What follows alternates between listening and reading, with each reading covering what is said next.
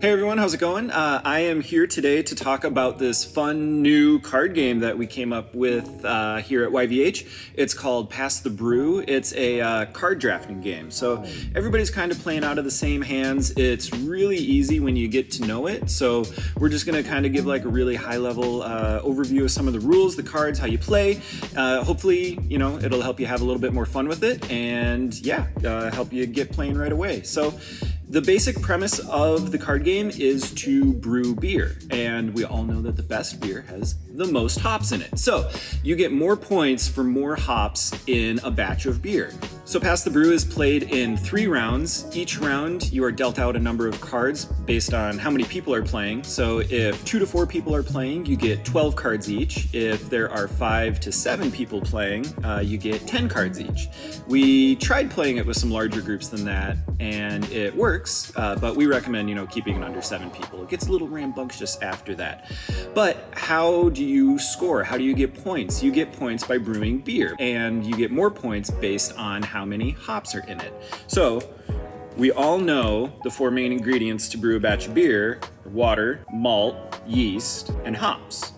And those are the 4 basic cards that you need to brew one batch of beer. And if you manage to do that, you got those 4 cards, those 4 ingredients. We call that a single IPA, and that is worth 10 points. Next up, we got some bonus cards. Now there's a double dry hop, and that will increase the points that you get per batch of beer. A double dry hop will double your points of the hops. So for a single IPA, you get 10 points. For a double IPA, you get 30 points. And for a triple IPA, you get 60 points. If you drop a double dry hop on a triple hopped IPA, you're talking 120 points. That's pretty good.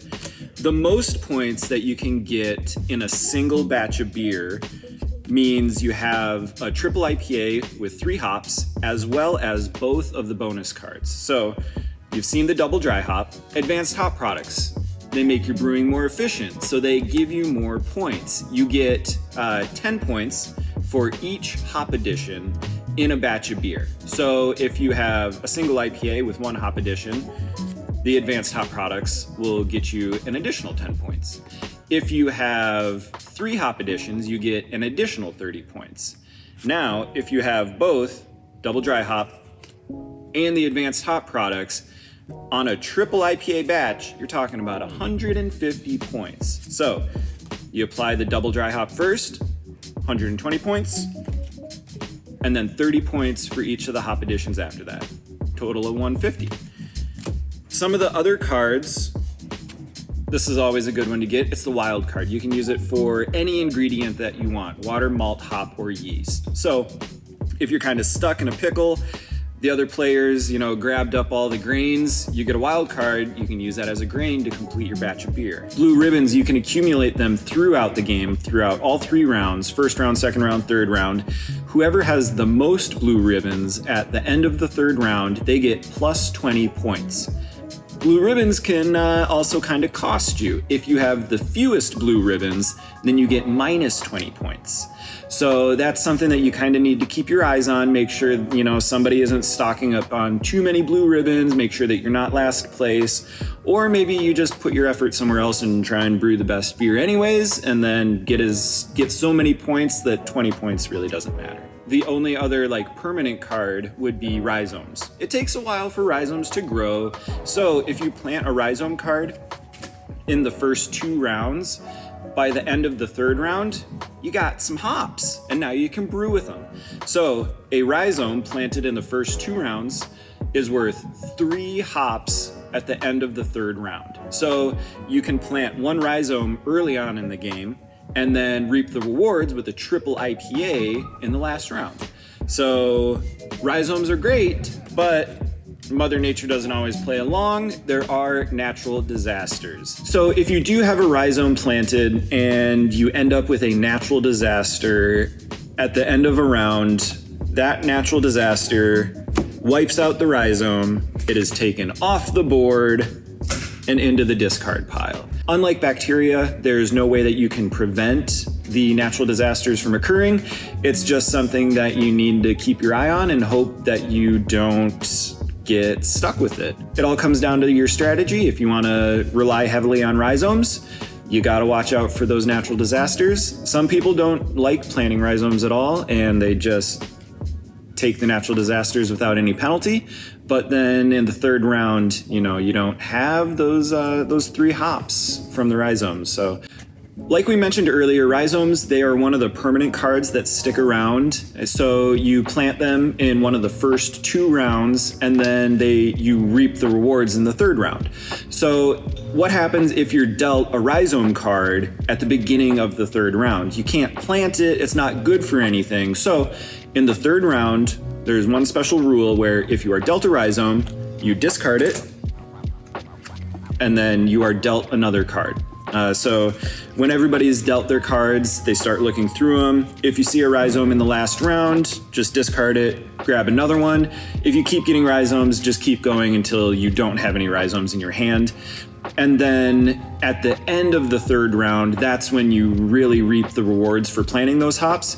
A rhizome that survives to the end of the third round is worth 3 hop additions. So with one single hop card, you can brew a triple IPA worth 60 points. So if it survives, it's kind of a gamble. If it survives to the last round, it's definitely very valuable. Rhizomes are great.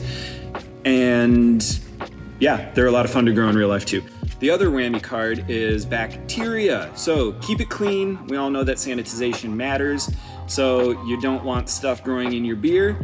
If you get stuck with a bacteria card, it will wipe out a whole batch of beer. There's a way to prevent it though. You got a sanitizer. So if it looks like you're gonna get stuck with a bacteria, you wanna protect your beer, grab a sanitizer. The sanitizer will neutralize the bacteria, saves your batch of beer.